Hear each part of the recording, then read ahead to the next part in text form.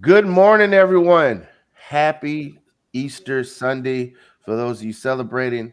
For those of you getting ready to spark up, put a pack a bowl, roll up, get ready to jump into this rotation. We have a very special guest with us today.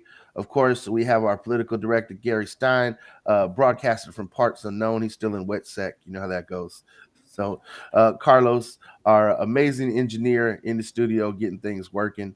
And I think with all that, it's time to jump into this rotation. Oh, Cue that. jeez. Cue that beautiful theme music.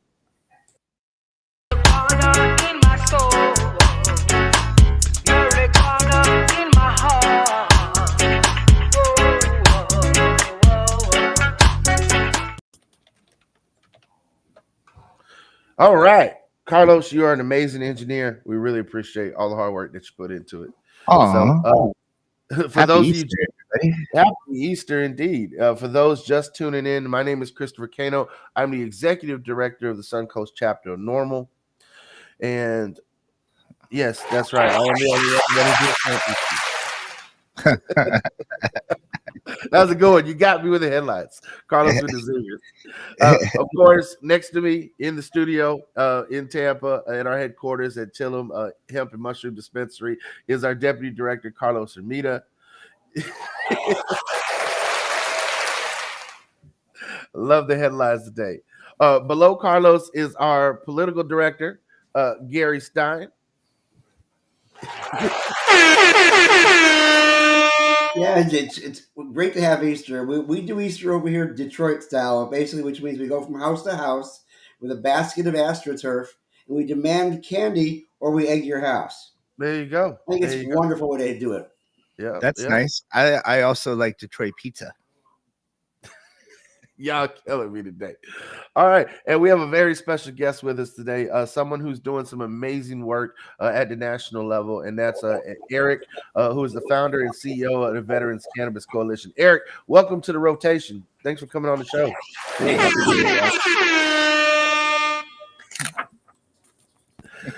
So, Eric, I first connected with you because, we're doing this big 420 Unity Day of Action in DC, which is actually a protest happening on the 18th, but it's a conjunction of other events that are happening throughout the week with the National Cannabis Festival and, of course, lobbying Congress. And so I was glad to be able to connect with you on one of those planning calls for the event. And, I'm just happy to have you on the show today. So thank you for joining us. Thank you. No, I'm it's a pleasure and always excited to get to speak to folks who are busy in the activism realm. So tell us a little bit about what motivated you to found the Veteran Cannabis Coalition, and why don't you tell the folks a little bit about the work that you're doing? We have partners that we work with, and we have a strong veterans community in Florida that has been active with us. But tell folks how they can work with you and the Veterans Cannabis Coalition.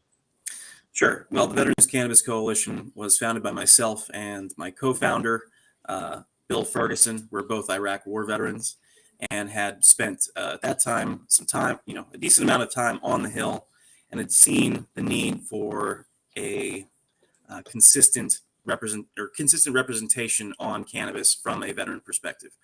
That was one thing that we, and I think we still kind of lack, is a unified front of veteran service organizations and other nonprofits that are truly unified behind the idea that descheduling, needs to happen, and it needs to happen not just for vets, but for all Americans. Most importantly, we've been motivated by not only our own experience with cannabis as medical patients, but seeing a lot of our own issues reflected in the community by means of, essentially with so many veterans that we've worked with and helped over the years. They all have very similar stories in that they were, they served, they accumulated service-connected trauma of one way, shape, or form, and when they got out, they weren't able to find effective means to manage those symptoms and those conditions that they left the service with. And a lot of veterans have had the opportunity to use traditional traditional medicine and mainstream medicine, in the sense that we've, a lot of vets who go through the VA, it's not a lack of pharmaceuticals or other non-drug therapies that they have access to, but a lot of them just find that those particular models don't really work for them very well. So in desperation, a lot of vets end up turning to cannabis, and then find that, wow, this better manages a lot of the things that I need help with, way better than the pharmaceutical cocktails that I was currently, or that I previously being prescribed. So that's kind of the impetus of all this, right? It's the seeing the kind of lived experience of veterans in the community, and in the context of ever rising overdose and suicide numbers, and knowing that these veterans have found a way to avoid those outcomes in many cases, not just through cannabis, of course, but cannabis is certainly an incredibly powerful tool. And so that's in addition to the lobbying that we do in DC, another big chunk of the work we do is focused around compassionate donations and education in California, where we have a law that allows us to work with the cannabis industry to provide medicine to patients at no cost. And we've been focusing on that for the last 4 years. We're now actually working on reauthorizing, or helping to pass a bill that will reauthorize the sales and use tax exemption that's attached to that, because no one does anything for free, unfortunately, and certainly no one does anything if they have to pay extra to donate cannabis, as we found. Eric, I worked for the Centers for Disease Control back in the 90s, and I had the pleasure of being stationed over at Walter Reed Army Hospital over in DC, which was amazing as to how big a chart could possibly be for any medical patient, some of which had 4 volumes, 3 or 4 inches thick. I had to deal with a lot of syphilis patients from the Vietnam War and Korea who were there for a long time. And I thought it was interesting that with PTSD at that time, all they had basically was yoga, and as far as alternatives are concerned, and cognitive therapy, which is basically forcing vets to relive the experience that caused the PTSD over and over again in their mind until it becomes normalized. But that's more prolonged exposure. But yeah, there's a handful of like non-drug therapy models that the VA, well, not just the VA, but the medical system prefers to use when it comes to trying to manage PTSD. Cognitive behavioral therapy obviously is a big one.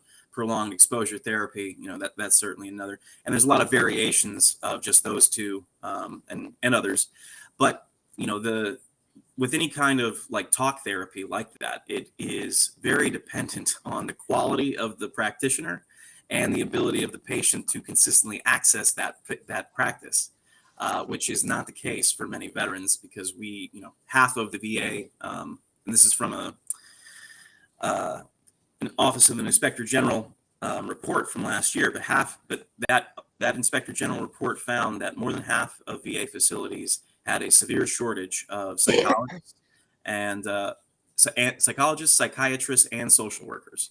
So there's this constant push for veterans to go hey, go use the VA. The VA is there for you, right? But when a lot of veterans who are seeking mental health, help go to the VA, what they find is that there's really the resources don't actually exist.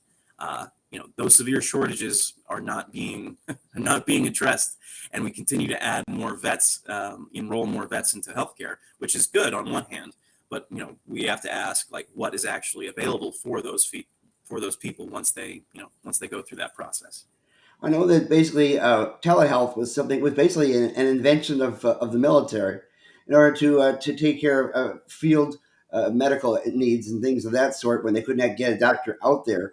And yet when we have vets who come home as wounded warriors, they find themselves, when they go to the satellite clinics, being offered nothing but telemedicine when it comes to psychology. And there was one gentleman famously back, I think, in maybe 2012, 2013, who, because of that fact, rather than going, he went to his clinic over in Maryland, I believe it was, and set himself on fire to bring attention to the issue in regards to that. So obviously, there's been a lot of mistakes at the VA has made in trying to find proper medicine, proper treatment for PTSD. What is the current law in regards to the use of cannabis at VA hospitals? Do you lose benefits if you use it outside of the hospital? Can it be used inside the hospital? What is the current rule?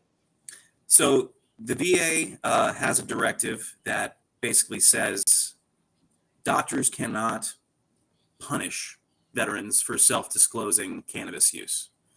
There is no loss of benefits, at least not legally. So, but what they do reserve the right to do is what they call modify your care plan, which can essentially mean like involuntarily tapering you off, of certain prescription drugs if you are, being prescribed those. And that tends to be the most common, outcome that I've found anecdotally working with veterans who have self-disclosed cannabis use or otherwise been diagnosed with cannabis use disorder, which it's a very tricky diagnosis, and it's basically very easy for patients to fall into that, largely because the cannabis use disorder diagnosis doesn't really recognize medical use of cannabis. So if you're using it on a regular basis, and you're using it from your perspective to manage specific symptoms, the DSM-5 doesn't really recognize that as the same. So we run into this issue of within the VA that there's just institutional opposition.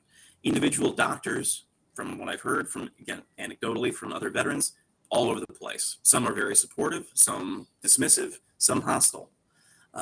That's so it's really the vet kind of has to make that determination within their own mind whether or not this is someone that they can trust. But that's the thing, there is no real trust in that doctor-patient relationship between in the VA around cannabis, largely because even if you do self-disclose, there's nothing really they can do for you, right? They don't really know much about it. If they and if they do, what they've learned is largely on their own. It's not like the VA mandates any kind of continuing medical education on cannabis or cannabinoids or the endocannabinoid system or any of these aspects that are connected to health, which is really unfortunate because what we're talking about is not this isn't feelings, right?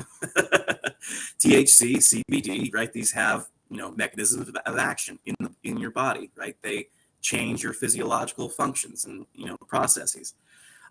That's not arguable, right? You can argue over what kind of medical benefit, I suppose, people are individually receiving, but that requires you to kind of read in people's minds, and that's impossible. So, the VA is what it is, right? It's a massive healthcare system that is bound by federal law, right? It cannot do much with cannabis because cannabis is still a Schedule I drug, although we get into that. That's looking like it's slated to change this year.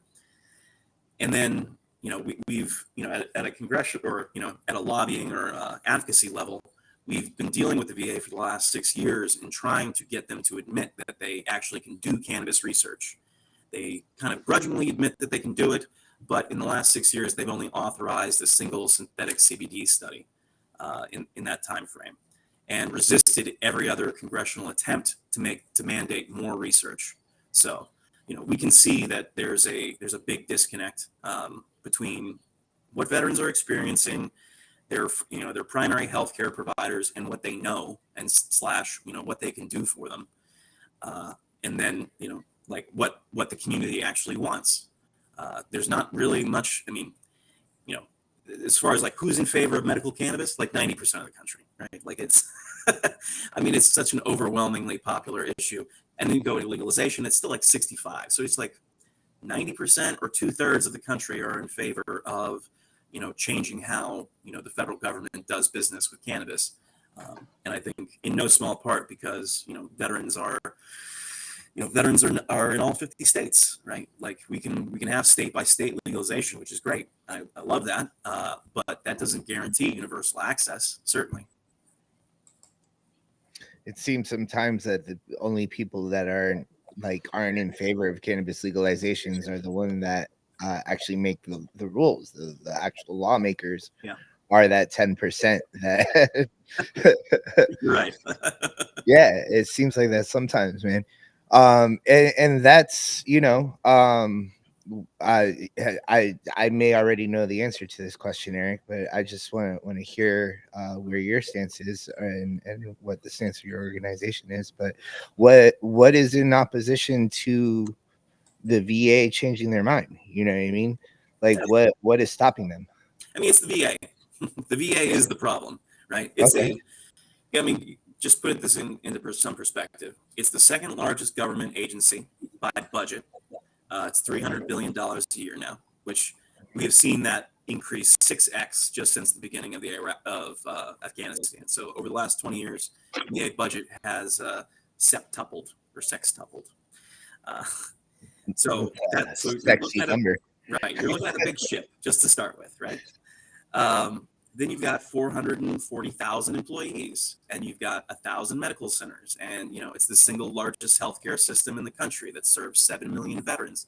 It is a big ship, not easily turned. So I will acknowledge that's just we're just going up against federal bureaucracy, on one level, and so there's just opposition at that level or that stage. But the other thing is that the VA now has dug in its heels so long, so hard for so long on this issue that it's not going to look like, I think it knows it's wrong, but it can't really acknowledge that, because that would mean acknowledging that 20 plus years of interventions have been misguided. If you're serious, and this is my perspective, if you're serious about reducing suicide and overdose in the veteran community, which everyone should be, because it's reflective of the overall, health of the country, I would say. And you see that like unmanaged chronic pain, untreated, depression, anxiety, like these kind of conditions are major drivers of suicide and overdose, both. And then you see veterans saying, well, hey, I use this and it helps with these specific issues that are known drivers of suicide and overdose. And you don't do anything about that afterward, right? Well, I think it feels like you're responsible, for not having that kind of power and decision-making ability. Feels like they were responsible now. Like there's no room to be ignorant on this issue when you've got thousands of veterans over the course of the last, I don't know, I mean, since we really swung into adult use, I mean, at least, since 2012, right? Veterans who, come out in public and who have been echoed by, dozens, hundreds of their their peers, all saying the same thing with the same story. Hey, I had these issues from the service. I went through traditional therapy. It didn't work. I used cannabis and it did, right? And now I don't have to use these other things. And now, I'm having a better quality of life, and, I don't have to deal with these side effects and, these other issues that related to, my unmanaged, symptoms. And that's, again, that is the universal story for the most part from veterans. And I include myself in that. So, it's tough, I think, now for the VA to certainly turn around and acknowledge that what veterans have been saying for the last 20 years is accurate. People don't want to be wrong, unfortunately, and people will double down on being on trying not to be wrong for as long as possible. Well, Eric, in talking to congressmen, talking to state legislators, I can tell you there's always room for ignorance. Yeah. No matter what you say, no matter how much facts we give them, so no matter how much research we show them, they come back to us and they say, that's fine, but we really don't have enough research to be able to go forward on this. I mean, I am friends with my congressman Gus Bilirakis, who's head of Veterans Affairs over there in D.C., and I have sat with him in his Impala and talked at length in regards to alternate therapies, and he said, "I'm open to alternate therapies as long as there's enough research." I said, "How much is enough?" Well, I mean, that's the thing. How much There is never enough for you? Do you need to see somebody in person? Do you need to see a meta-analysis over the last 40 years of all the various research that's already been done? Or do I just sit you down with Sue Sicily and let her talk your ear off until you die? And I think that's where a lot of advocates run into problems, because we have the moral high ground, right? Prohibition never worked, only creates harms, right? And most importantly, from a law enforcement or public safety perspective, prohibition only empowers organized crime. Like that is the only end result of that. we could point to decades of research and observational and clinical trials, and it's never gonna be enough for some folks, and that's just the bottom line, and because they don't want to be convinced, right? And I truly believe that. So it's when you run into those individuals that you cannot seem to change their mind despite the array of arguments and evidence that you can put together. I mean, there's probably something else there. I mean, that's all. I mean, and that's fine, especially from a politician's perspective, right? Without digging into who's donating to his campaigns and things like that, I can imagine he probably relies on prosecutors and law enforcement, at least for to some level, for political support, right? And I know those two communities by themselves are staunchly, in almost every case, against any kind of any furthering of legalization. And it could be as simple as that, right? Who's in their ear, right? Other than you, and more importantly, who's giving the money? Because we can dance around this idea that like politics is all about like ideas and policy, but it's not, and it never has been, and it never will be. I mean, until we can somehow remove money from politics, which seems is certainly impossible in the near term. So you acknowledge that, like, hey, it's not just about who has the best argument. It's really about what kind of resources and what kind of resources you can offer them, right? Like what's the exchange, and in our case, especially from a veteran perspective, it's no one really wants to be on the wrong side of vets, except in this around cannabis. There's never been anyone really to hold, and as much as I would like to think that Veterans Cannabis Coalition can do this independently, we don't really have the juice to essentially hold politicians accountable on these particular issues and remind the general public of where they stand. Be one thing for a politician to say they're behind closed doors, that they're we just need more research. It's another thing to have to answer to it the general public, or remind them billboards, radio ads, however you might want to go about doing that hey, this person is against something that is overwhelmingly popular, not just amongst his constituents or their constituents, but amongst all of these other communities that people say that they care about. So if anyone needs to reinforce their argument, just point to veterans, right? There's 18 million of us. We're overwhelmingly in favor of legalization and medical access. And if anyone has a claim, well, I mean, I should say we're the top recipients of federal health care, right? The federal government specifically provides healthcare to us because there's a legal and moral obligation to do so, and they're supposed to provide the best healthcare possible. And I can look to the fact that more than 30 veterans are dying every day by suicide and overdose, and that number. Wait, what? 30? 30 every day. That so went it's up. 17 for suicide, and the VA and most of the general public doesn't really talk about veteran overdose at all. But the research that I've seen, which draws from VA data, basically veteran overdose has increased by 50% in the last 10 years, at the same time that the VA has deprescribed veterans across the board from opioids.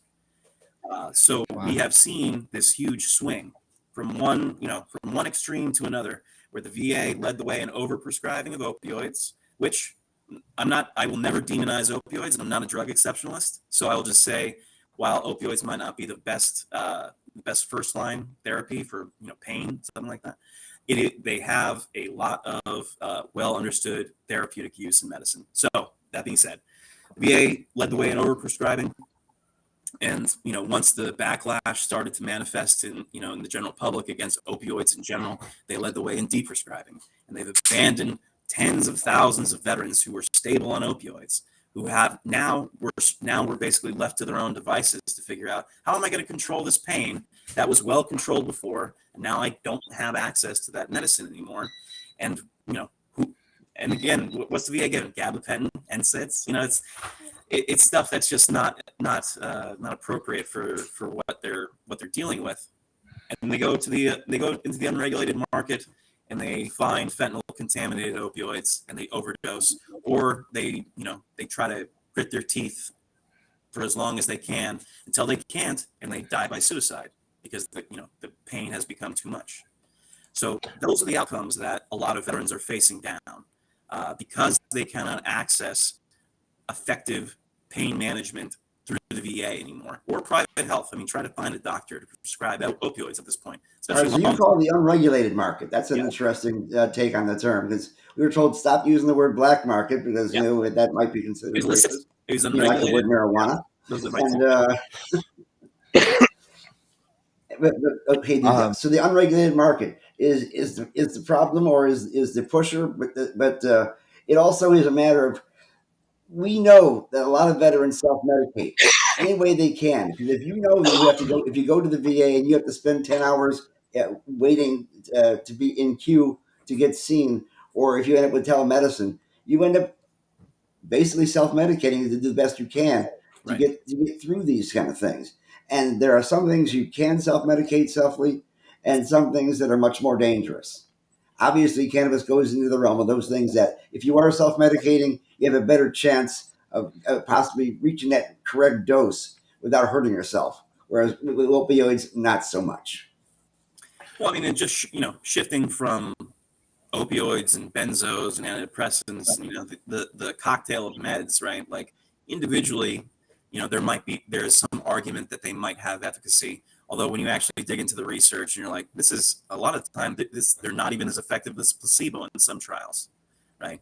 And when you realize how most medical research is conducted, where they try to, through exclusion criteria, create the most really an unrepresentative sample of people, because you're like, well, we're going to use this to treat to treat depression, but we have to use a sample of people that are not actually clinically depressed, because because there's the risks involved.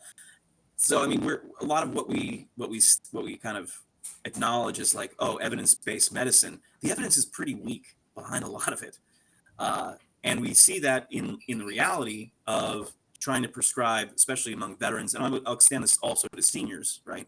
Polypharmacy, the being prescribed 3 to 5 or more medications at a time for specific indications, and then having to deal with what these drugs do in combination, which has never been studied, right?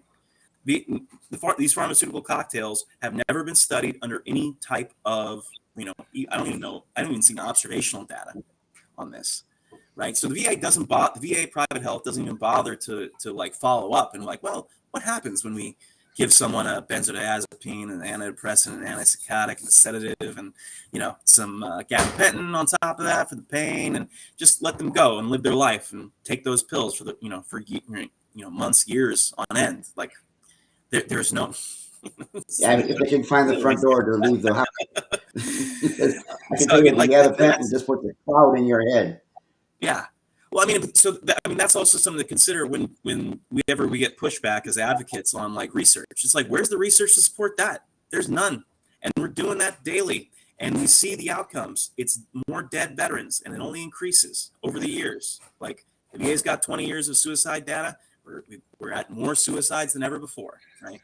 We've never had a year on record with less than 6,000 raw deaths, right?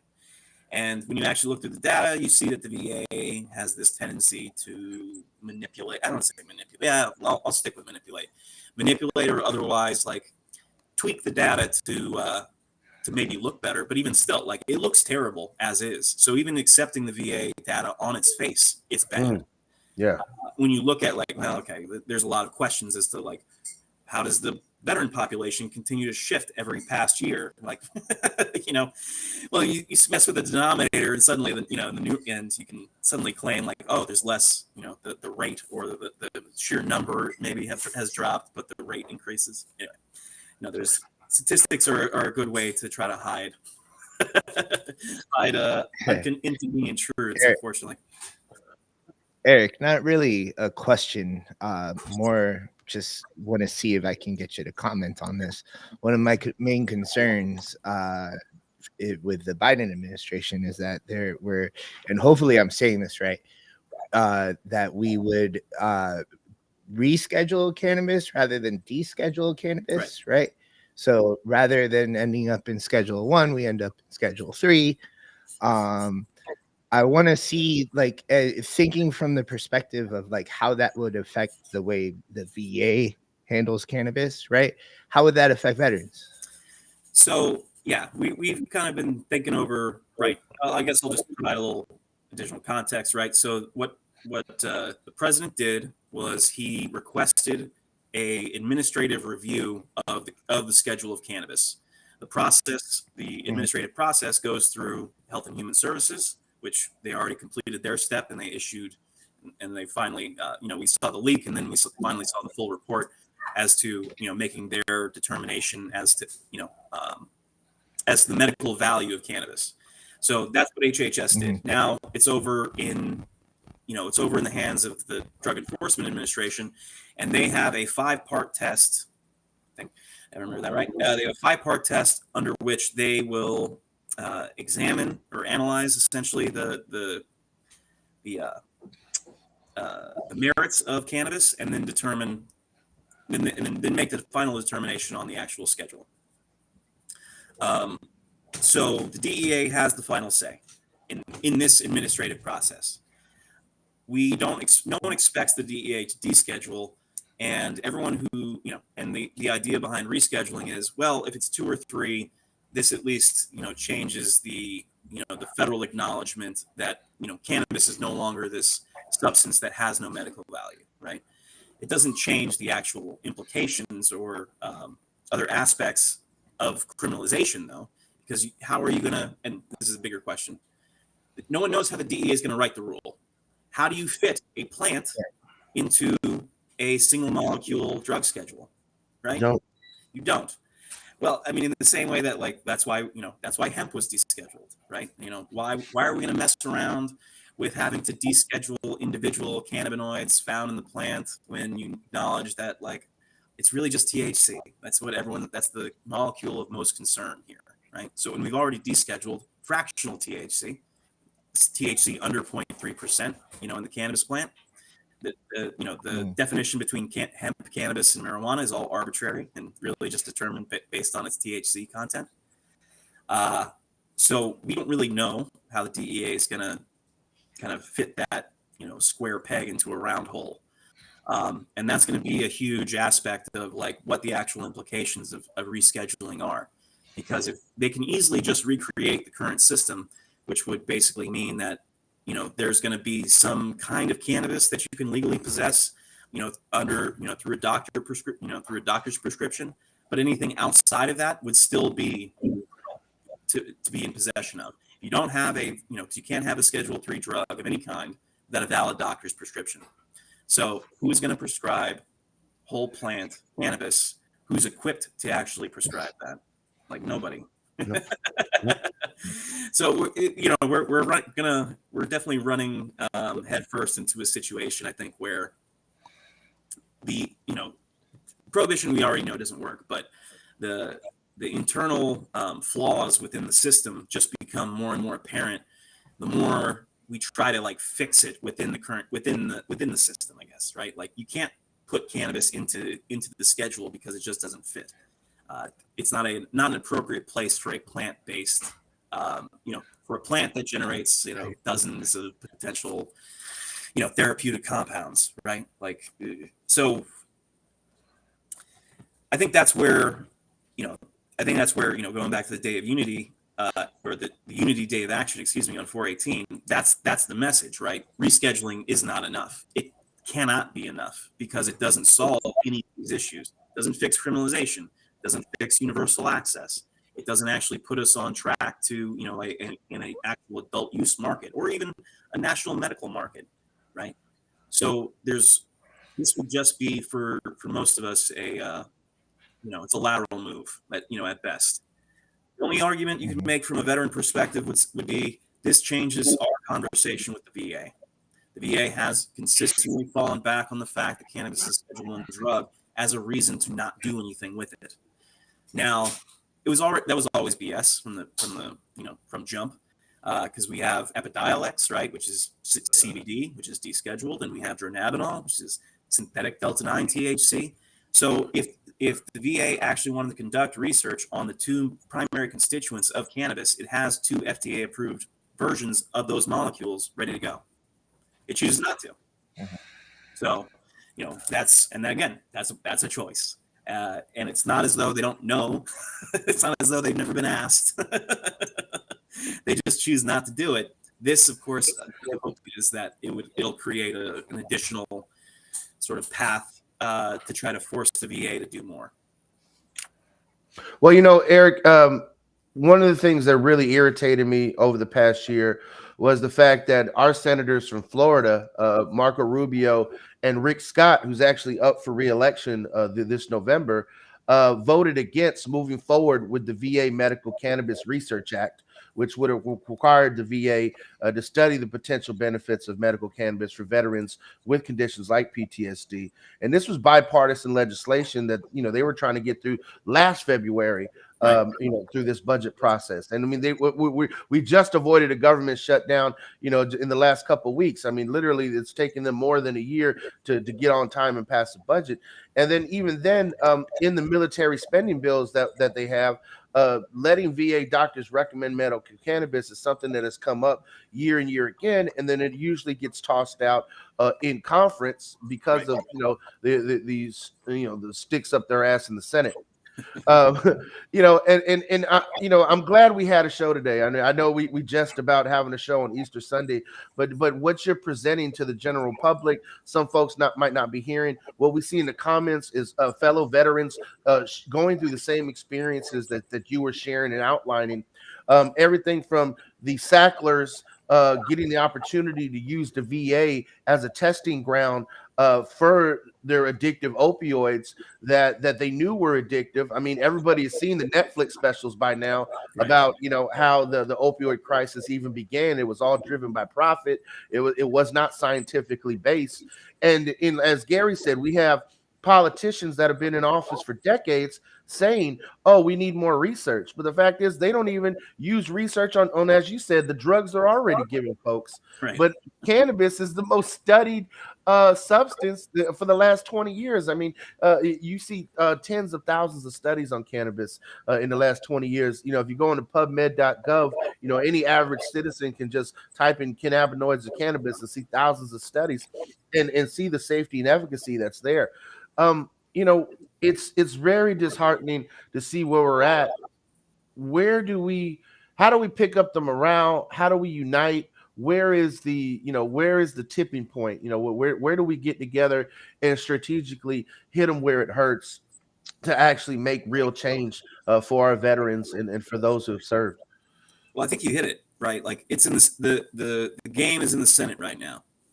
The House of Representatives under Democratic control has already passed a cannabis descheduling and I would say descheduling plus bill, and that would be the MORE Act, the Marijuana Opportunity Reinvestment and Expungement Act, and that was passed under Democratic House control both in 2020 and 2021.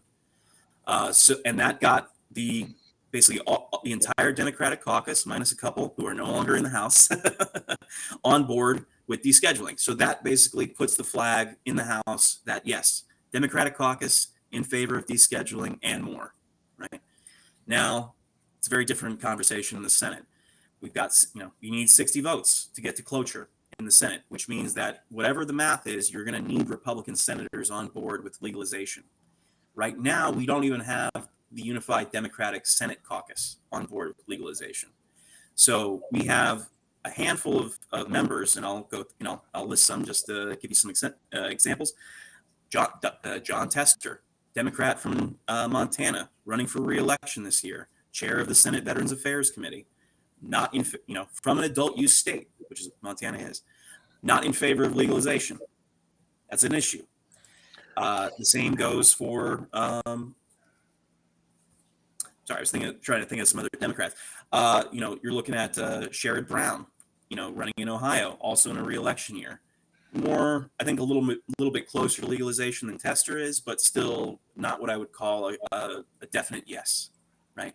And then you've got Republicans representing adult use states themselves who are not in favor of legalization. Alaska, Lisa Murkowski and Dan Sullivan. in Maine, Susan Collins, also in Montana, Steve Daines, right?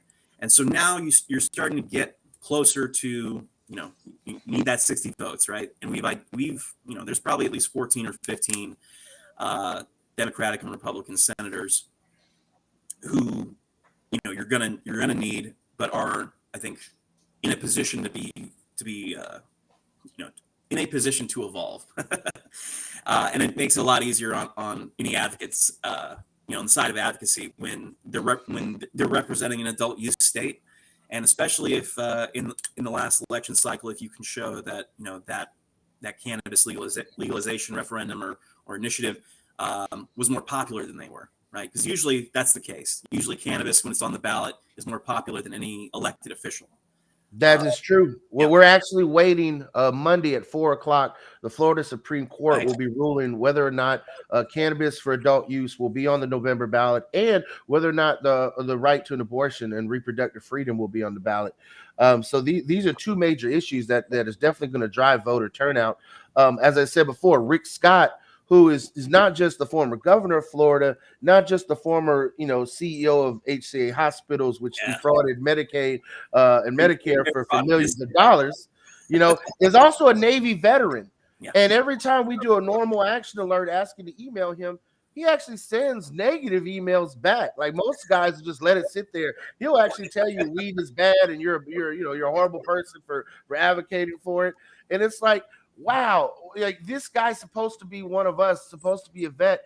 How do we toss him out on his ass? And I think that's one more vote in the yes column towards 60 this November if we can make that happen. But I just, electoral politics are tough. Yeah, it is. And we get accused on this show all the time of being bleeding heart liberals, but the fact is that we just want to see people stop getting arrested for smoking weed. I could give a shit about how you vote, left, right, blue, up, down, as long as you're agreeing on this issue, and that's not what we're seeing from our elected leaders. Well, it goes back to where does Rick Scott get his money, right?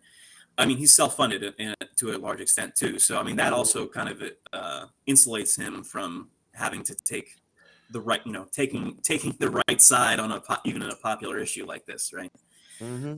But I mean, again, this is a guy who came out of the medical field, who I think at the time, at least, I'm not sure if anyone's topped him since then, but my understanding was that his company perpetrated the largest Medicare fraud in history.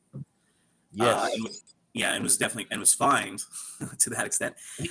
And he pled the fifth to an absurd amount where it's a Dave Chappelle skit at this point, I mean, and you can see kind of how our two-tier justice system works in that regard. Just in the same way, like who gets punished for cannabis, right? Yeah. Who gets punished for for fraud when you can pay it off with a fine isn't even really a crime. It's only a crime for poor people. Only a crime for poor people. That's right. So, so when Rick Scott's behavior is very, I mean, it's in character, right? And unfortunately, I would say you need a better Democratic Party in Florida probably to unseat him, even though he's unpopular.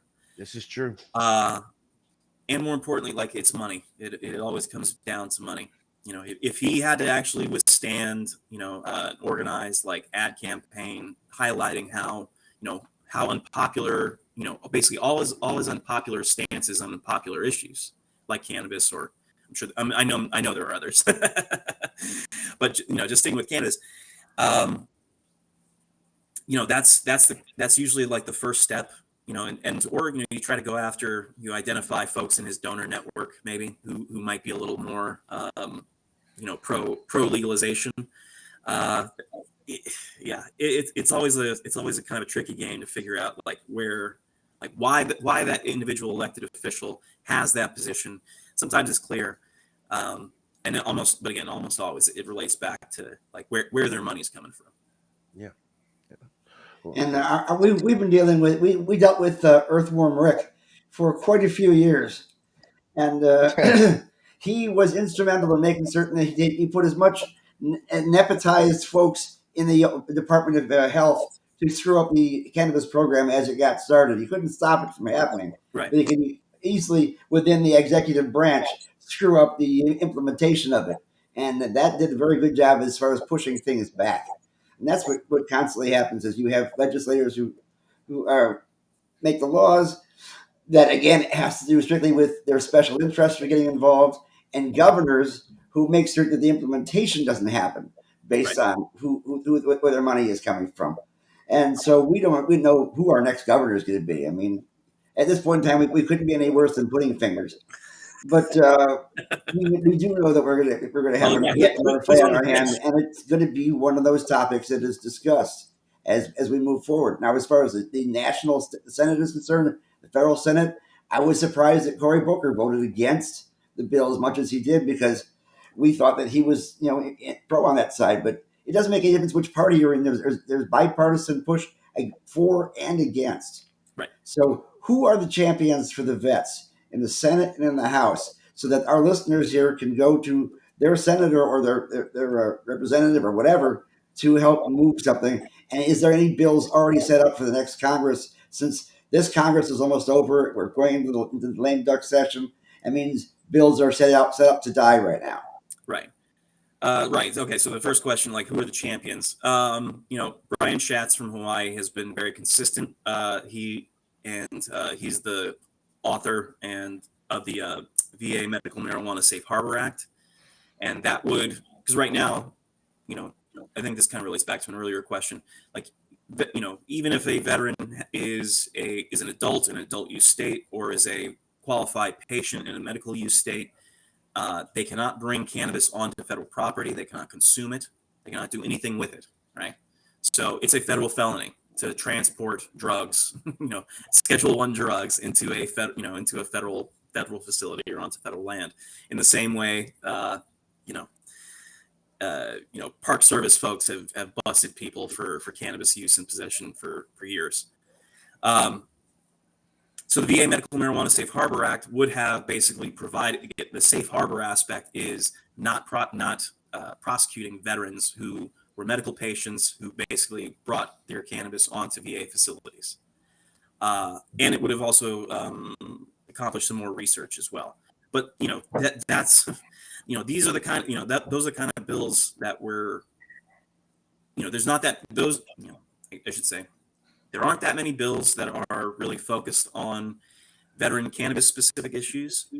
And of those bills, most of them would be solved with descheduling. All of them would be solved with descheduling. So, we could pass the Veterans Equal Access Amendment, and the Safe Harbor Act and, VA Medicinal Cannabis Research Act and all of these separate bills, or we could just deschedule. And ultimately, all those things go away with descheduling.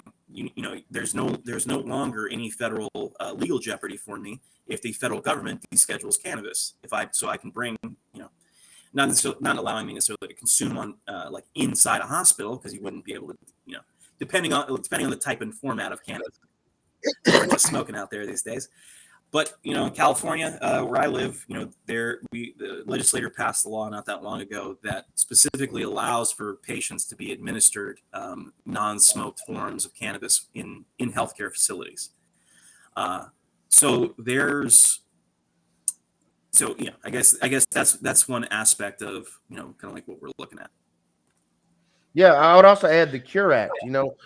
Not every veteran retires after service. They some do go into public service, and if you're a vet utilizing medical cannabis, you'll have your security clearance revoked. You won't be able to work, without what we need with the Cure Act. We saw that there were hundreds of folks who were potential Biden administration hires in 2021 that basically had their job offers rescinded because of cannabis use.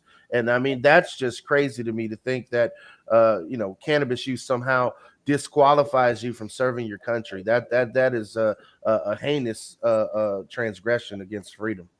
Especially when the federal government needs talent, right? So why arbitrarily limit your talent pool, especially in young people who do not carry a lot of the same stigma that older folks do.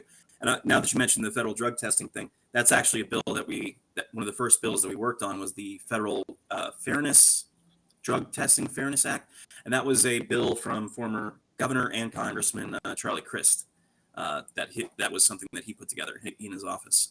And that would have solved, one of that particular issue.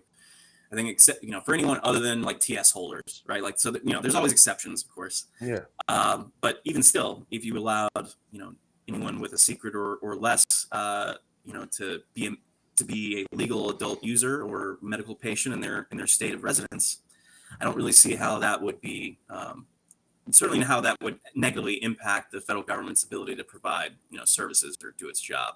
Yeah, yeah. I mean, it also points out that we probably have tons of federal contractors who don't fall under the same scrutiny of drug testing and such. So it's not like, yeah, it's not like there's this whole thing of everybody there.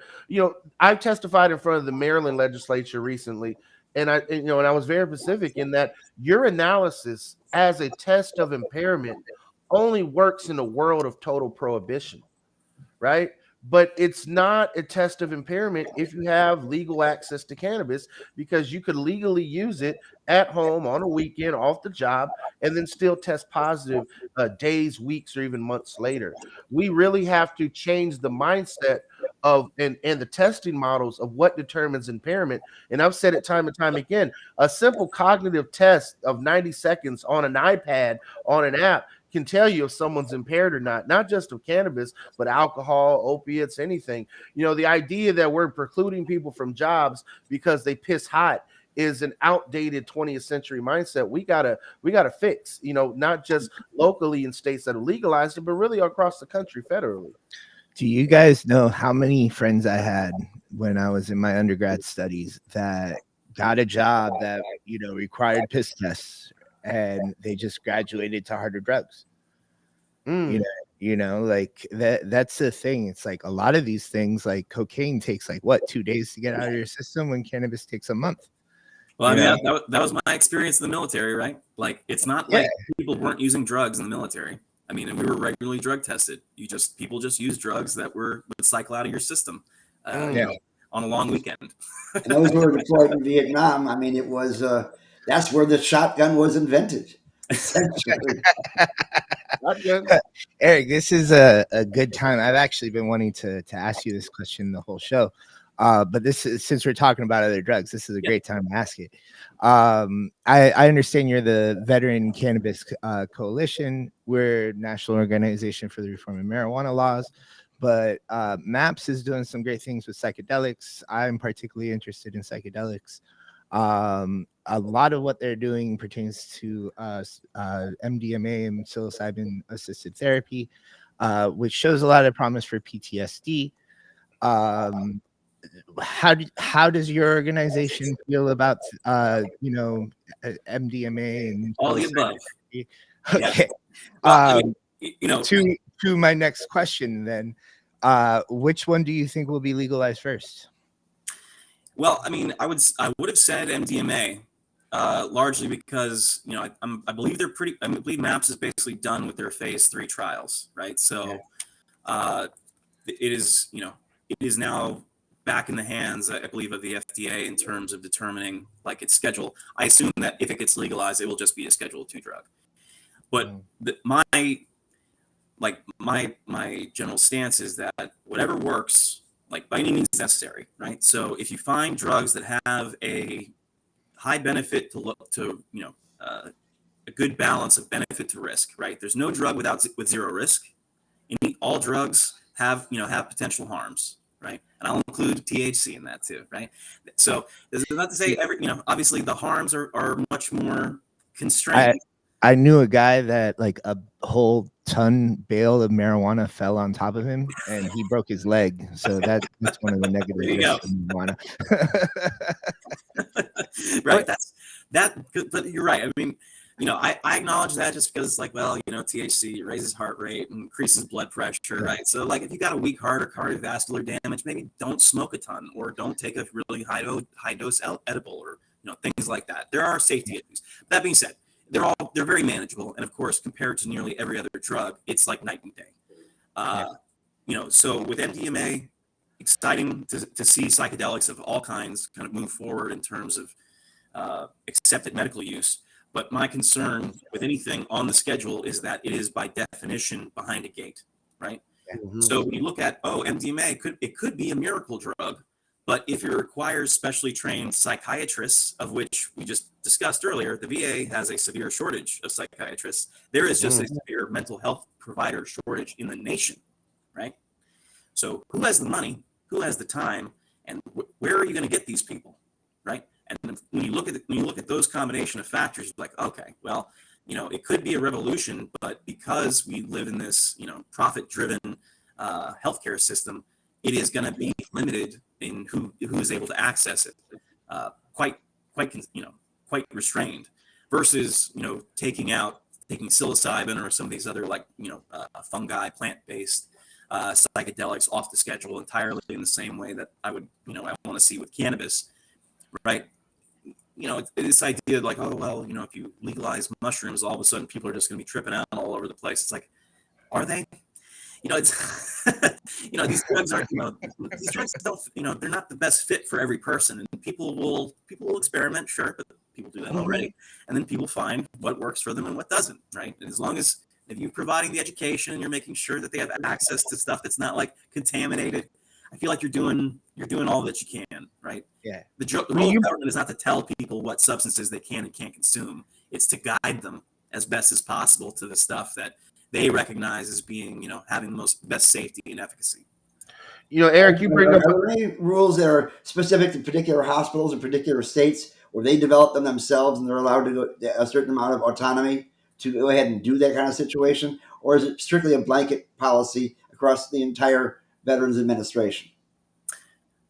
When it comes to psychedelics or cannabis, sorry. In regards to use of cannabis for various things, or to bring it on campus, as we said before, are there any hospitals that have specific laws that are just for them? They created their own specific rules. Yeah, no, the VA's got blanket. The VA policy is VA policy, so it's across the entire enterprise. Obviously, individual states vary on medical and adult use access. Yeah. Well, Eric, you brought up a great point about safety and efficacy. If you had told me a decade ago that they were going to legalize ecstasy before weed, I would have been shook. But the fact is that when you take it out of the party context, when it's not being made in people's bathtubs, when it's being titrated to proper amounts, you're right. You are seeing those benefits. And I mean, Ketamine is a great example. Yeah, ketamine, another example. There are really great things that can be done with helping people with this, and we saw a lot of this research in the late '60s being done out of Bethesda. In the National Health Institutes. It was the Nixon administration that squashed them. I mean, they were experimenting with end of life studies with psilocybin, and getting people on a really high trip before they check out. So there was a lot to be said about people getting over fear of death and people re-examining the way they see life and such. All in all, it goes to show that if we take things out of off the streets and we put them in a controlled settings, it makes sense. But the problem is that we have unreliable healthcare mechanisms to put these things into our modern paradigm. I worked for 3-4 years when I got out of the Air Force in a hospital setting. I worked as a mental health technician, in the psychiatric ward. And what I saw was people like myself who are making just barely above minimum wage, running group therapy sessions with no, psychological credentials, and psychiatrists coming in, seeing a patient for 5 minutes, and then writing them a script for drugs and having them walk around like a zombie all day. And then when they were finally at a point where they weren't suicidal, or they're getting ready, it's the first of the month and their check is kicked in, then they would discharge them. And then, and 3 weeks later, they'd be back in because they've run through all their money, or the halfway house wouldn't have them because they're having a psychotic episode. And I saw this vicious cycle for years. And it never changed. And it made me lose my faith in psychology and psychiatry as legitimate science fields of study. I mean, when I have a friend tell me, "Oh, I'm a psychologist," I'm like, "Yeah, screw you, buddy." There's good ones out there, right? But I'm in therapy, and I've had multiple therapists over my lifetime, and they're all over the place, right? And I know a lot of vets are in the same way. Group therapy's fine for some. Individualized therapy, I think, works better for most. But the quality of the practitioner is huge. and we're already facing massive shortages of qualified practitioners. So yeah. like there, people talk about like rationing healthcare. It's already being rationed. Like, I don't really know what else to tell you. Yeah. I think it's important to look at psychology as more of a philosophy than a science, because there's competing. There are people out there that would say that psychology is bullshit. It's all about neuroscience, or I think it's about stabilizing. Yeah. What? I'm sorry. Well, I mean, a lot of the time, I get the sense that with healthcare practitioners, there's this idea that what cured or what like stable means is like no drug use, Mm-hmm. or like only certain prescription drugs, and like anything else beyond that is like problematic. Right? Mhm. Like, okay, it really should be more qualitative than that, because but then there's no interest in qualitative, because to your point, they're only seeing them for 5 minutes at a time. What kind of doctor-patient relationship are you really building? Under those kind of circumstances, right? You're not building, you're billing. No, exactly.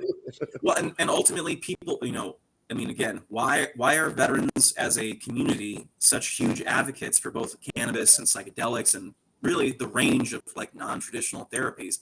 It's not because we don't have access to it. It's because we have used it, and we have found it to be wanting, right? And in the desire to not die, like that is what drives us to go seek out these alternatives. Mm-hmm. And that community knowledge has now kind of percolated up and stratified, and created a foundation from which I built. I mean, I'm not the first vet to be advocating for cannabis access. I mean, Dennis Perone, right, California vet, Prop 215. His message was one based on compassion, though. Like, that's the other important piece, right? Like the science and the research and the economic aspect of legalization and all that, it's there, it's got some legs. But the thing that cuts through, and it's consistently cut through the bullshit for the last 25 plus years, has been compassion. Cancer patients, AIDS patients, veterans, seniors, children with epilepsy. You think about who and why this plant suddenly became available at a medical and then adult use level. What has driven that, and has been those stories. And veterans have those stories in spades, and we can basically tell that across multiple generations and across every single lived experience of Americans, right? Like, there's no one who is not a vet other than children, right? Basically anyone under the age of like 21, right? Like, that's, and you include like veterans who are parents, and then you now got caretakers at the very minimum. Yeah. Basically, we're, as a community, we can represent all communities, because being a vet is not exclusive to any one racial or ethnic group or gender or anything else, right? It's simply who served, and at any time. And I don't make any distinction on veteran service. You served, you served. You went through what you went through. Very few of us ever got to have much choice. Yeah, we're getting to the end of our time here, but I want to get a chance to share this with you because I pulled it up. It's one of my conversations with Gus Bilirakis. Real quickly, I'm going to share it on my screen here. If you can help me out a little bit, Carlos, put me in the center. Where is it? Go ahead, Gary. Share your screen with us. There it is. So Gary's pulling up a conversation with him and Congressman Bilirakis here, who sits as chair of the VA committee in the House. Are you getting it? Yeah. Just press play. Where the damn twist? I think actually the current chair is Mike Boss, but There we go. Bilirakis has been on the VA committee for a while. Yeah. Anytime, my door is always open for anyone, but particularly for our group. Turn your volume up. Our Blue Water Navy veterans. We got good news for them as well. I'm sorry. We passed a bill out of committee, got off the floor of the House to make sure that our Blue Water Navy veterans get the presumptive status that they so deserve. So in other words, they would get benefits in medical care. And it's long overdue. These are veterans who served in Vietnam. They were supposed to Agent Orange, blue water, not on land. And they were left out, unfortunately. So we're bringing them in. And the Senate, we pre-conference with the Senate. They've assured us they were going to pass the bill. And I know the president will sign the bill. So thank you. and they can get the information. Thank you for having us. Appreciate it. And good luck to you all. My pleasure. Thank you. Thank you. Well, yeah, the Blue Water Navy vet issue was one that I was aware of, I've been aware of since I started as an advocate. So I remember meeting with some Blue Water Navy vets when I was working as a Senate fellow, and hearing that, like, hey, these are a group of veterans who were basically left out of this presumption of Agent Orange exposure because they were serving on ships off the coast of Vietnam and Laos, and they basically determined that all the runoff of the herbicide, that Agent Orange, dioxin that's being dumped in Vietnam flows into the ocean, and then those ships are recycling and reclaiming that water, and that's the vector for essentially how they one of the vectors for how they were exposed, and they were left out of pretty much every Agent Orange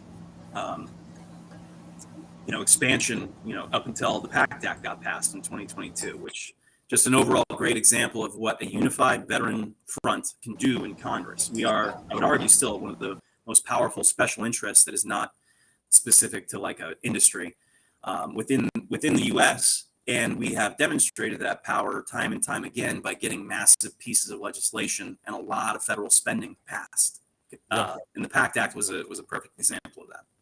Well, Erica, I'm glad you came on today, and we really appreciate you taking time out of this holiday weekend to be with us. If you could just tell folks, how they can get involved, contact you, get involved with Veterans Cannabis Coalition, maybe even be part of our 420 Day of Unity actions with us. Let us know. All right, yeah. So veteranscannacoalition.org is our website. As far as getting involved, sign up for the mailing list.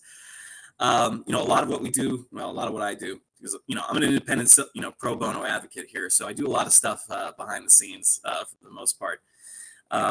So yeah, we're gonna be organizing a few teams of veteran advocates ahead of the 418 Day of Action, and then beyond that, I think there's going to be opportunities in the next session of Congress to really start to flex some veteran muscle on the Hill. Awesome. Well, Eric, thank you for joining us today. Carlos, with that, I think it's time for the normal news, brother.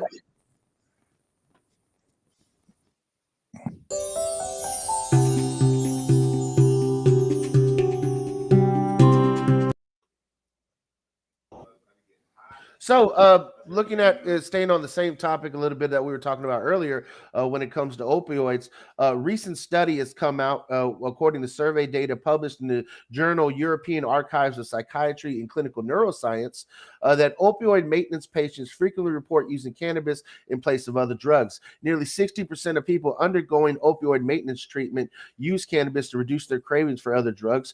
German investigators assessed cannabis use trends in 118 subjects enrolled in an opioid maintenance treatment, and 57% of respondents acknowledged consuming herbal cannabis, despite its use being a violation of the program's rules. Nearly half, 45% of cannabis consumers said they use it to reduce cravings for heroin, and 24% acknowledged doing so to reduce cravings for cocaine. Respondents also reported using cannabis as a substitute for alcohol, benzodiazepines, and other controlled substances. The study's authors concluded a substantial portion of patients using cannabis in our sample reported beneficial effects of cannabis use on cravings for and the use of other drugs, in many cases arguably more harmful substances. These results question whether restricting cannabis use in general really promotes health in opioid maintenance treatment patients. Overall, our results suggest that cannabis should be considered as a strategy for harm reduction in opioid maintenance treatment, with the goal to reduce the use of more dangerous drugs.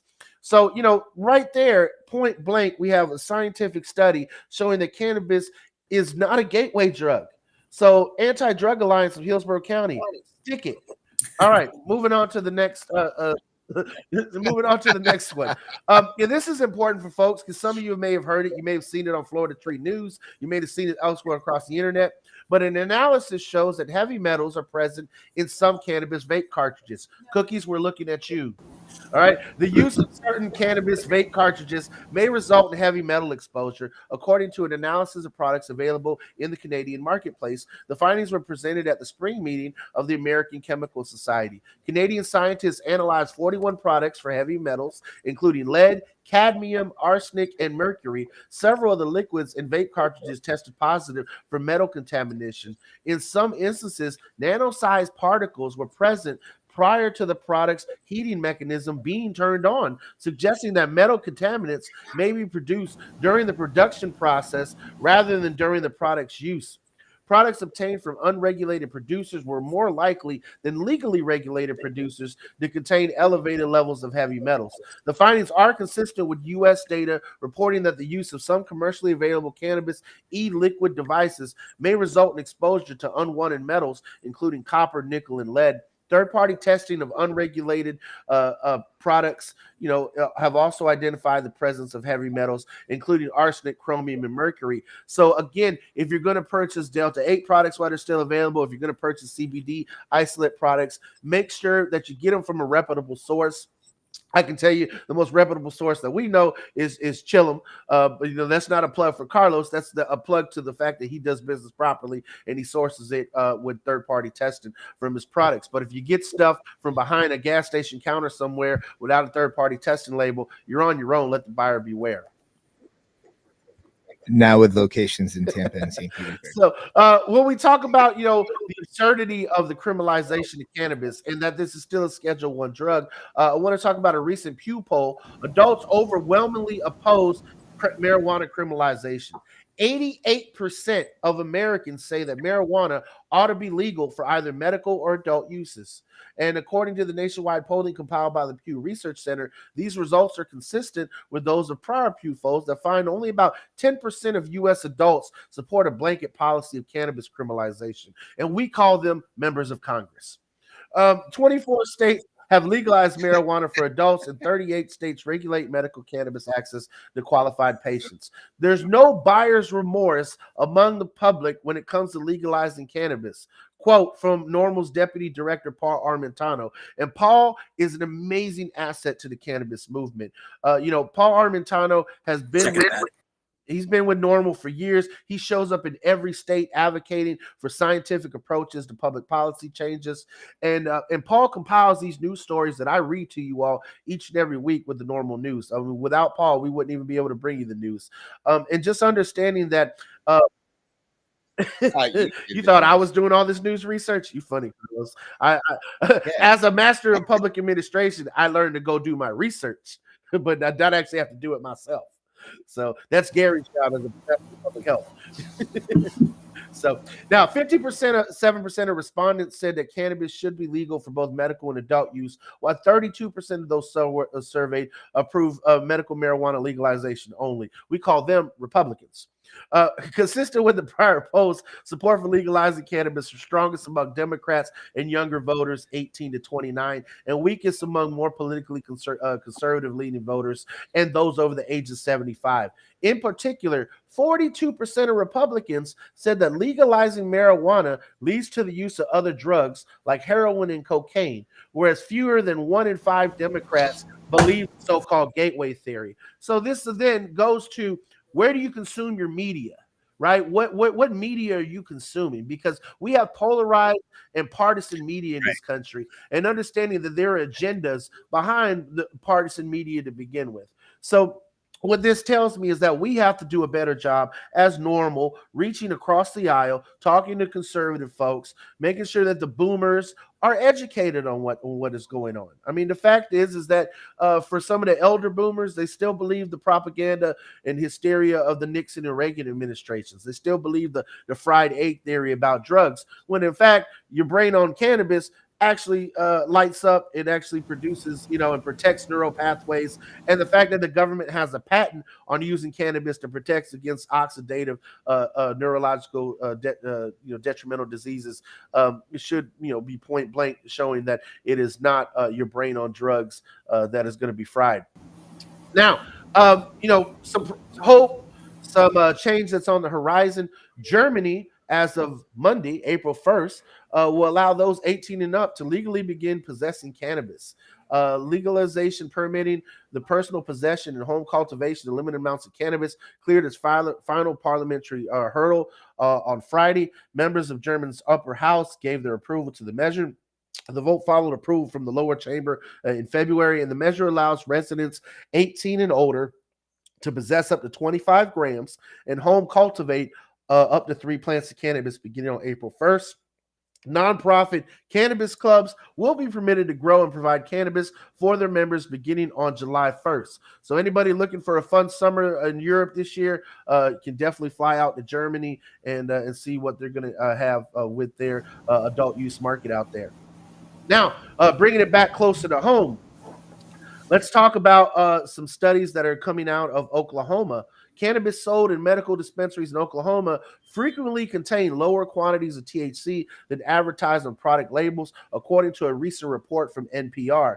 An independent laboratory analysis of 15 varieties of cannabis flower obtained at 3 dispensaries identified discrepancies between the product's label and their THC content. In each instance, the product's advertised THC potency was inflated. The average reported THC level of strains tested is about 24%, but the average measured THC number was just over 14%.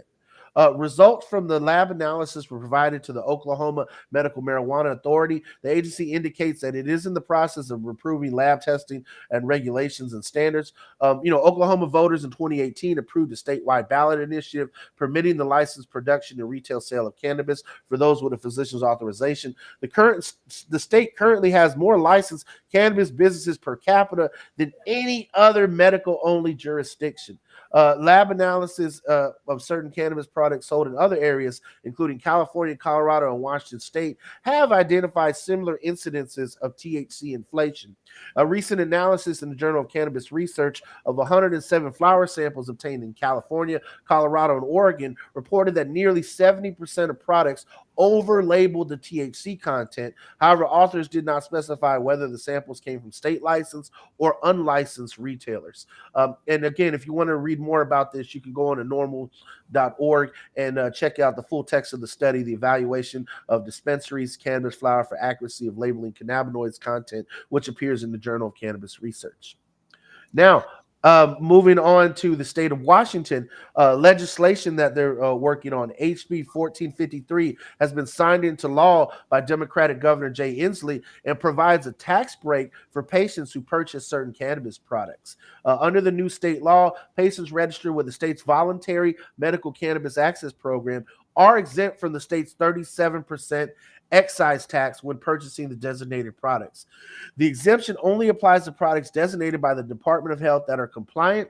DOH compliant products have undergone more rigorous safety testing than the typically required under state law.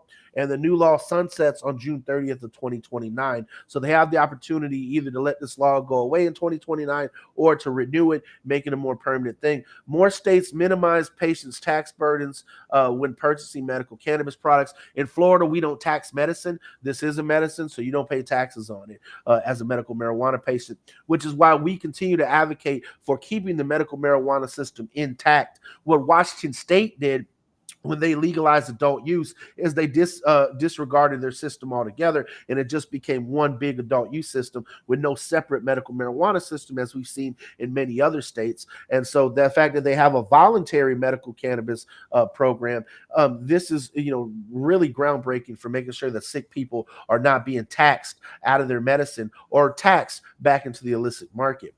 Now, when we talk about the illicit market, one of the things that always comes up is, we need more research, cannabis, and we want to make a regulated federal market. We need more research. Well, the state of Michigan actually wants to see that happen. They want to see more marijuana research. And unfortunately, the FDA and the DEA are freezing Michigan out of the process. As we know, the only research that's been able to be done on American cannabis has been cannabis grown specifically at the University of Mississippi, Oxford, within the National Institute of Drug Abuse's cannabis programs. It's shitty garden variety booth that they've been growing and doing research on, where there's much more high quality medical cannabis access that's being grown in these medical states that have been around now for over a decade, and adult use states have been around now for quite a while as well.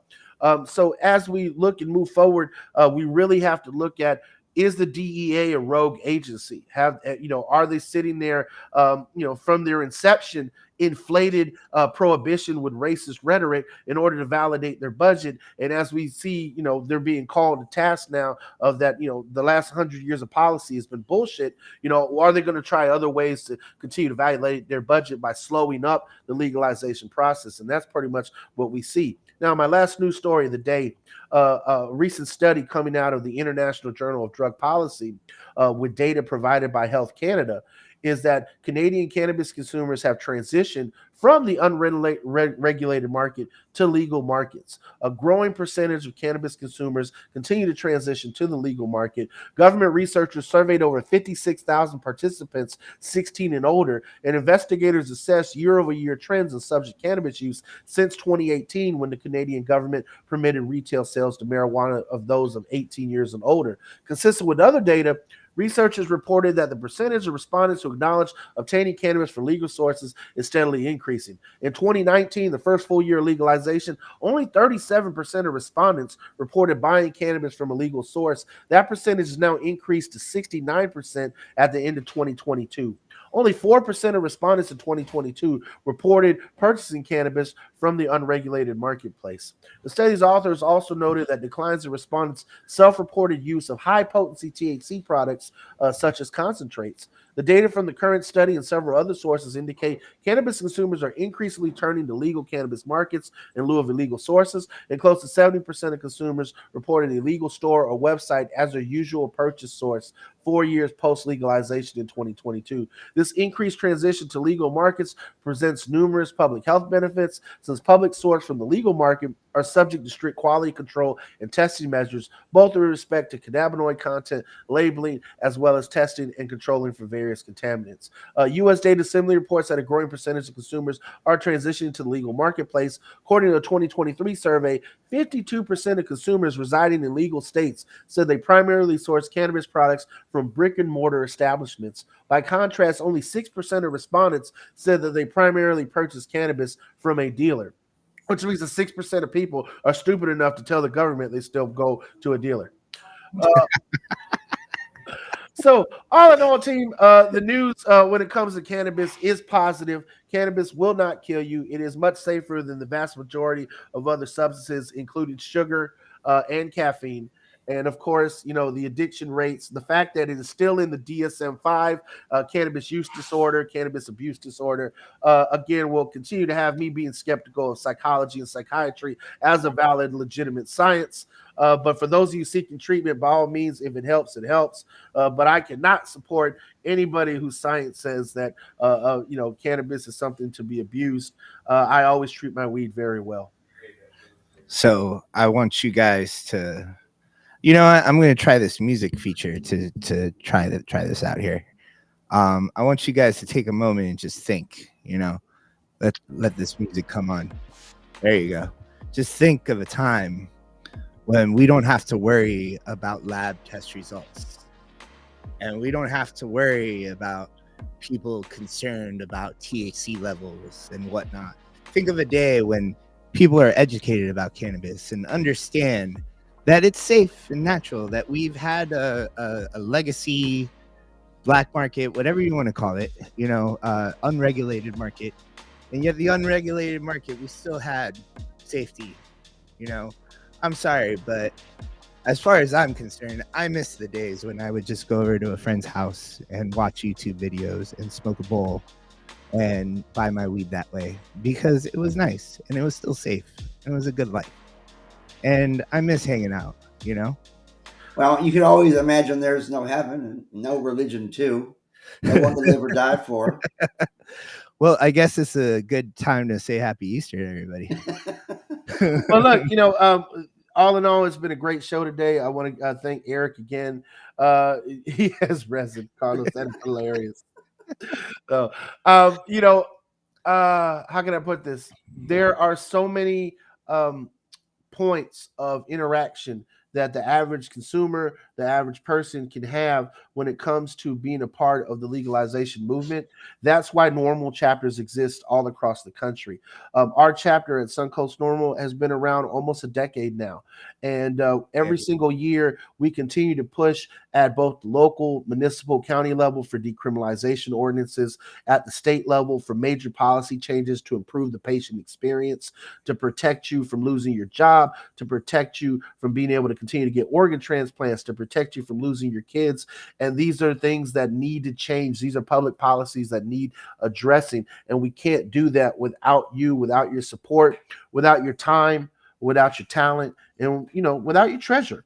And those, for vast majority of folks, they have the time. They'll come out to Tallahassee. They'll work with us. For those of you who don't, hey, going a long way in getting a Suncoast Normal membership. That $25 does support those smaller dollar donations. Keep Normal afloat as an organization, both nationally and locally with our chapter. And we also have major, really fun events that we like to put on, like our upcoming Best Blunt in the Bay rolling competition. If you roll with the best in the Bay, come on out. Carlos, take the one caption down so we can see. There we go. All right. So it's Saturday, April 13th at Chillum Ybor, 1714 East 7th Avenue. You can get your tickets live right now at suncoastnormal.org. We have tickets available. Very few judge tickets remain. If you want to be a judge, sign up. Judges probably have the best role in the competition. They get to smoke the entries. So become a judge. Otherwise, enter in as an individual competitor, compete for a cash prize. Also, some amazing conciliary prizes that Chillum Gas Gallery has put up for the competition.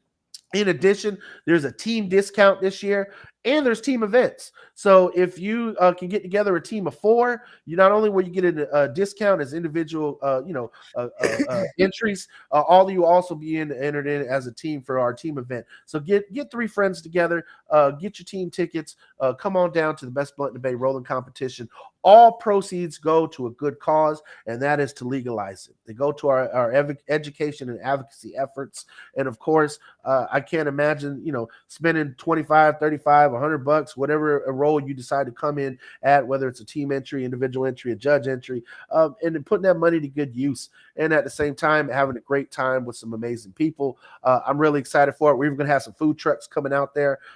We got amazing sponsors with the Broadleaf Brothers from JC Newman Cigars, doing some amazing work with us, providing all the funds. A recent development. I hate to cut you off there, Keno, but there's a recent development in the contest, and I wanted to bring this up because I was going through my inventory the other day, and I noticed first off that there was some like weird pricing on my Puffco Peaks. So apparently, the Puffco Guardian is still valued at $500. Wow. And I got a lot of them. And I just wanted to just point out here on their website what this fine piece of machinery looks like. First place in the competition, you win a $500 Puffco Peak Special Guardian Edition. I suck at rolling, and I want to be in the competition now just to have a shot at it. Well, can you join? I think you got an MC. Indeed, I got an MC. So, but maybe there'll be one for raffle. I'll buy some raffle tickets. So we'll see how that shakes out. So that being said, of course, for those of you watching, like and subscribe. If you're watching us on YouTube, you might be on Twitter, retweet this, repost it. If you're on Facebook, give us a like, share, and a comment. Again, subscribe to our channel. We're continuing to give you the best content and bring amazing guests each and every week here at the Rotation. Gary Stern, our political director, has done a fantastic job over the past 3 years of bringing better and better guests each and every week. Gary, thank you for all the hard work you do in recruiting folks. Yes. Eric, thank you again for joining us. Shout out for last week to Maritza from Drug Policy Alliance, and the week before, Dan Viets, chairman of Normal National Board. And as we move forward in April and May, we're going to bring some more amazing guests. And as we shake things out, we hope to have even bigger and better shows in the future. So of course, join, like, subscribe, and support us each and every Sunday here at 11 a.m. Eastern time in the Rotation.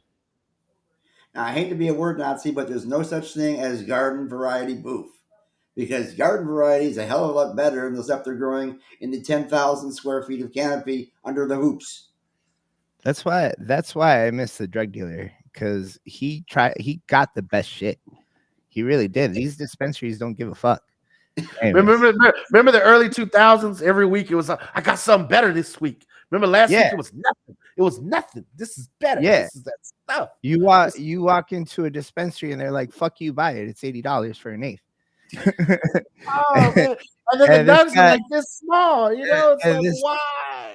Yeah, and the guy that I used to go to was like, "Oh man, this shit's way better than last time. You remember that shit? Last week, this shit will blow your mind. And you know what? I'm gonna give you an extra 0.3." Never get an extra 0.3 at the dispensaries. Never. They already fucking prepackaged that shit and it's all dry. Anyways, we gotta end the show. Well, we appreciate you.